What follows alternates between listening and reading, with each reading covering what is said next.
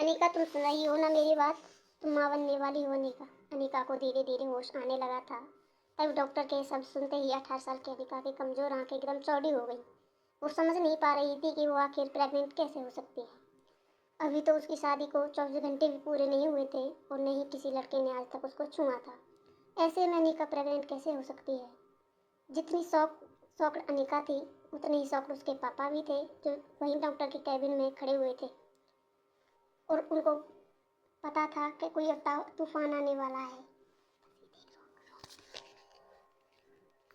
एक तो लोग कितने जोर को लगाएगी इन पे। बहुत गुस्सा आ रहा है सच में।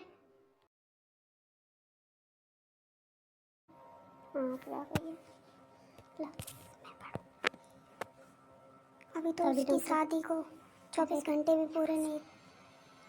तभी डॉक्टर गौतम ने कहा थी कि मिस्टर गौतम गुलेरिया, मैं समझ सकती हूँ कि आप दोनों इस वक्त बहुत परेशान होंगे, मगर आप कोई भी फैसला लें उससे पहले मैं एक बात बता दूँ कि प्रेगनेंसी 4 महीने पार हो चुकी है और so abortion is out of the question. Anika को लग रहा था कि उन्हें डॉक्टर से ज़रूर कोई गलती हुई होगी, इसलिए नर्स के सहारे खड़ी होते हुए कमज़ोर अनिका ने थोड़ी ताकत जुटाकर डॉक्टर को डांट दिया। ये आप क्या कह रहे हैं? ये नामुमकिन है। लेकिन डॉक्टर के कुछ बोलने से पहले ही गौतम गुस्से से तिल मिलाकर अनिका के पास आए और उसे जोर से थप्पड़ मार दिया और बोले, इसका जवाब डॉक्टर को नहीं तुम्हें देना है बेशरम। हॉस्पिटल से बाहर कुछ देर बाद अक्सर कार की बैक सीट पर बैठने वाले गौतम आज अनिका को पीछे बैठा कर खुद ये हमारी हॉस्पिटल से बाहर कुछ देर बाद अक्सर कार की बैक सीट पर बैठने वाले गौतम आज अनिका को पीछे बिठाकर खुद ड्राइवर के साथ वाली सीट पर बैठ गए थे, मानो ऐसा करके वो अनिका को अपनी नाराज़गी जता रहे हों। अनिका जानती थी कि एक बेटी होने के नाते आज उसने अपने पिता का दुनिया का सबसे बड़ा दुख दिया था। एक बिन ब्याही माँ बनकर इतना दुख उन्हें अनिका की माँ के गुजर जाने पर भी नहीं हुआ था, लेकिन ये तो सब जानते हुए भी अनिका फिलहाल कुछ भी करने के लिए फिजिकली या मेंटली सक्षम नहीं थी। उसका शरीर कार की बैक सीट पर कमजोरी के साथ साथ शर्म से मानो जम गया था। मनाली भारत का बेहद खूबसूरत शहर है। यहाँ देश के विदेश से आए टूरिस्ट के कारण शहर में रौनक लगी रहती है, मगर अनिका को ऐसा लग रहा था कि मानो आज मनाली का हर इंसान उसे सवालिया नज़रों से बस एक ही सवाल पूछ रहा था कि आखिर कौन है इस बच्चे का बाप। लेकिन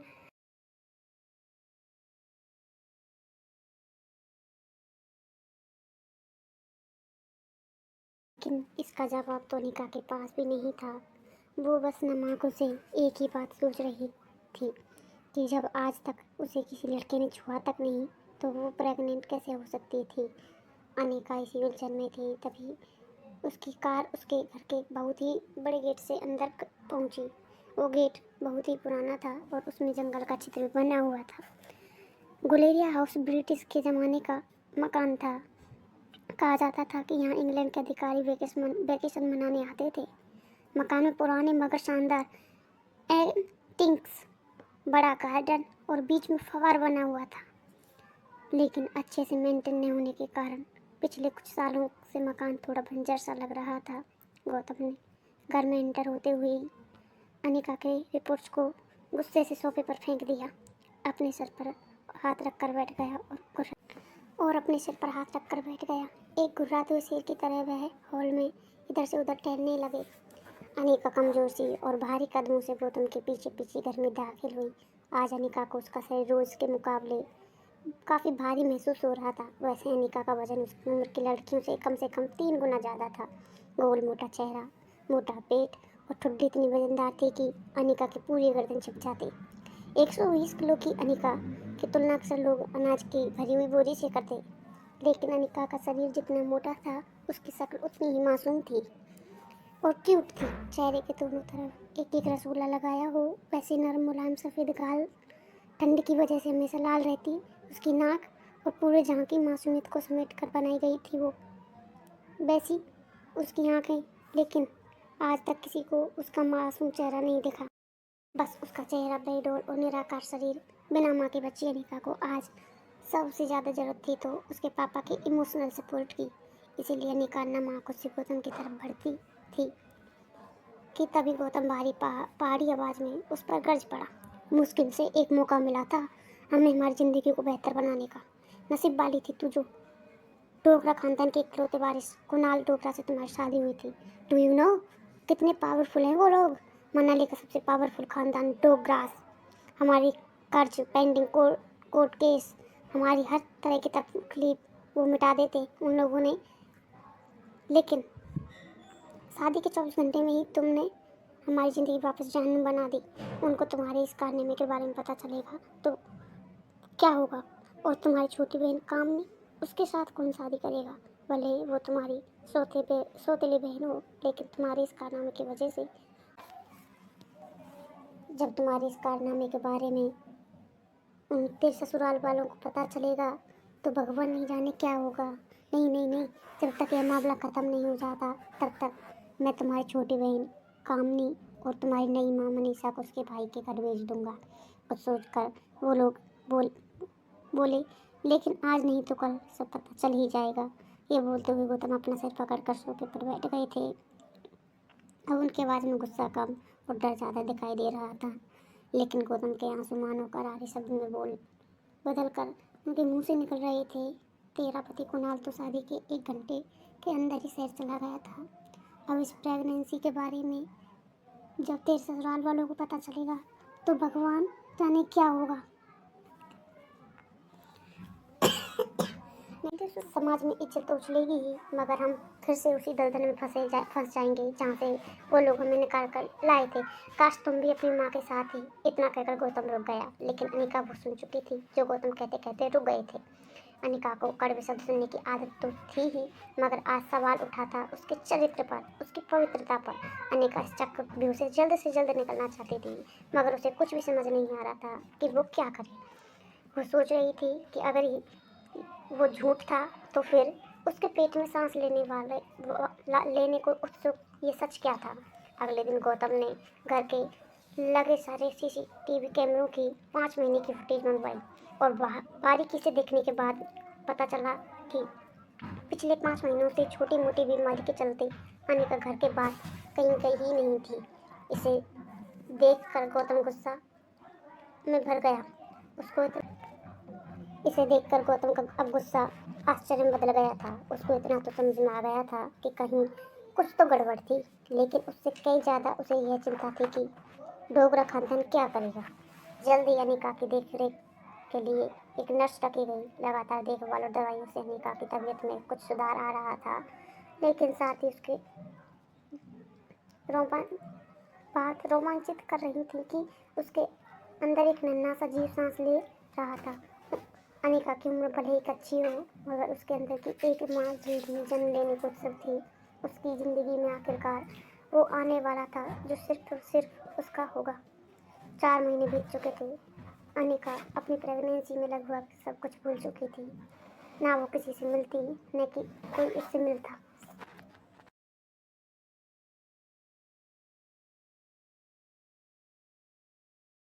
किसी से मिलती, सिर्फ वो अपने अंदर पल रही उस नन्ही सी जान से बातें करती रहती।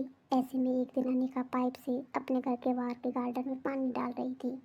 तभी अचानक उसने अपने पैरों के नीचे कुछ हलचल महसूस की। वो समझ पाती उससे पहले ही उसके घर के मेन गेट पर एक स्पोर्ट बाइक अंदर आ गई। मशीन गन से जैसे ही गोले निकलती हैं, वैसे ही बाइक की आवाज़ सुनकर ऐसा लगा मानो बॉर्डर पर जंग शुरू हो गई हो। बाइक की आवाज़ सुनकर अनिका के पानी का पाइप छोड़ दिया। उसने जल्दी से दोनों हाथों से अपना पेट पकड़ लिया। जैसे ही वो अपने डरे हुए बच्चे को आंचल में छुपा रही थी, बाइक आकर बंगले की सीढ़ियों के पास रुकी। Leather shoes, tight jeans, dark blue T shirt और चेहरे पर लगे पीले चश्मे के आर पर लड़के की गहरी लाल आंखें साफ दिखाई दे रही थी। अनिका ने जैसे ही उस लड़के को देखा, उसकी धड़कन मानो रुक सी गई। टेंशन से उसकी तेज हो गई। यह लड़का और कोई नहीं बल्कि अनिका का पति कुणाल डोगरा था, जो 21 साल का था। कुणाल अपनी नज़र अनिका पर गड़ाए हुए बड़े ही स्टाइल के साथ बाइक से उतरा और अनिका की तरफ धीरे धीरे आगे बढ़ने लगा। अनिका और कुणाल दोनों एक दूसरे को देख रहे थे। कुणाल की शादी अनिका से भले ही उसकी मर्जी के खिलाफ करवाई गई थी, लेकिन अपनी बीवी की कोख में किसी और का बच्चा देखना कोई भी मर्द शायद बर्दाश्त नहीं कर पाए। कुणाल शादी के बाद मंडप से सीधा दिल्ली अपनी कॉलेज की पढ़ाई पूरी करने के लिए चला गया था। और वहीं पहुंचकर शादी के दूसरे दिन उसे अनिका की प्रेगनेंसी की खबर मिली थी। अनिका उस दिन से लगभग रोज सोचती थी कि जिस दिन उसका सामना कुणाल से होगा उस दिन पता नहीं वो कैसे रिएक्ट करेगा। आज जब कुणाल उसके सामने आ रहा था तब पता नहीं क्यों निर्दोष होने के बावजूद डर और शर्म के मारे अनिका को एक अजीब सी बेचैनी महसूस हो रही थी। अनिका तुरंत अपने पापा को फ़ोन लगाती लेकिन उनका पापा फ़ोन नहीं लग रहा था। कुणाल को अपनी ओर बढ़ता देख अनिका की घबराहट इतनी बढ़ गई कि वो डर के मारे बड़बड़ाने लगी, वो पापा तो नहीं है घर पे। कुणाल अनिका के सामने आकर एरोगेंस के साथ खड़ा था। वो अनिका को ऊपर से नीचे तक देख रहा था। सूजा हुआ चेहरा, 8 महीने की प्रेगनेंसी वाला मोटा पेट, गद्दी जैसे हाथ और पाँव। प्रेगनेंसी की वजह से अनिका पहले से भी ज़्यादा मोटी नजर आ रही थी। अनिका को देखकर कुणाल ने अपने होठों को दबाया और एक गहरी सांस लेकर जोर से जमीन पर थूक दिया। देखते ही अनिका की कमजोरी मानो अचानक से आ गई हो। वो ठीक से अपने पैरों पर खड़ी नहीं रह पा रही थी, मानो जैसे उसे खुद का शरीर बोझ लग रहा हो।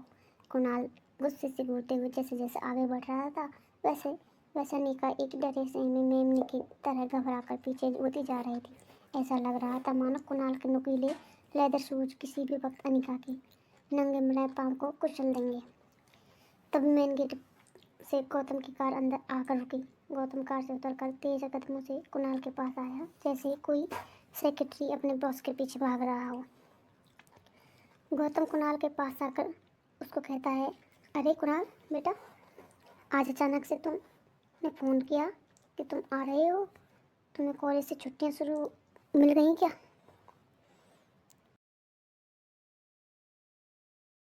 कुणाल बेटा, तुमने आज फ़ोन किया कि तुम आ रहे हो। तुम्हारी कॉलेज में छुट्टियां शुरू हो गई क्या? कुणाल ने गुस्से से कहा, पूरे 4 महीने बाद आया हूँ, आप ऐसा बोलकर अपने दामाद का वेलकम करोगे? वैसे काफ़ी कुछ बदल गया है यहाँ पे। कुणाल ने अनिका के पेट की तरफ ओर देखते हुए अपनी जेब से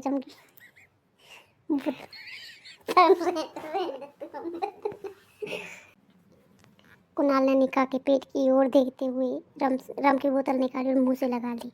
वो आया था तब उसकी नज़र अनिका की पेट पर ही जमी हुई थी। माहौल को थोड़ा ठीक करने के लिए गौतम ने कुणाल से कहा, आओ कुणाल बेटा, अंदर चलकर बात करते हैं।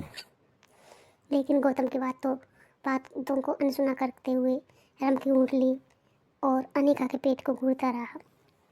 गौतम को भी थोड़ा अजीब तो लग रहा था, लेकिन कहीं न कहीं वो कुणाल के मन की बात को समझ रहा था। इसलिए बड़े ही सहजता से गौतम ने कुणाल से कहा, देखो कुणाल, अगर तुम ये शादी तोड़ना चाहते हो तो मैं समझ सकता हूँ। ये सुनते ही कुणाल चिल्ला उठा, जो बात तुम समझ सकते हो वो बात मेरे बूढ़े दादाजी नहीं समझ सकते ना। उन्होंने जो बात तुम समझ सकते हो वो बात मेरे दादाजी तो नहीं समझ सकते ना। इस मोटी के साथ मेरी शादी करवाई और अब वो चाहते हैं कि इस नाजायज़ बच्चे को भी मैं अपना नाम दूँ। एक तो इसे देखता हूँ तो ऐसा लगता है जैसे मुझे किसी ऐसे गुनाह की सज़ा दी जा रही है जो मैंने किया ही नहीं। शादी के मंडप से तुरंत इसलिए भागा था मैं ताकि मुझे इसके साथ एक पल भी नहीं ठहरना पड़े। बोलते बोलते कुणाल की सांसें फूलने लगी थी, जैसे ही वो महीनों से अपने अंदर भरी हुई भड़ास निकाल रहा हो। अनिका और गौतम दोनों ही कुणाल की बात सुनकर ऐसा महसूस कर रहे थे जैसे अभी अभी यह धरती फट जाए और दोनों माँ बाप बेटी उसके अंदर समा जाए। कुणाल का आक्रोश अपनी चरम सीमा पर था। अब भी कोई कसर बाकी रह गई हो, इस तरह उसने अनिका की ओर इशारा किया।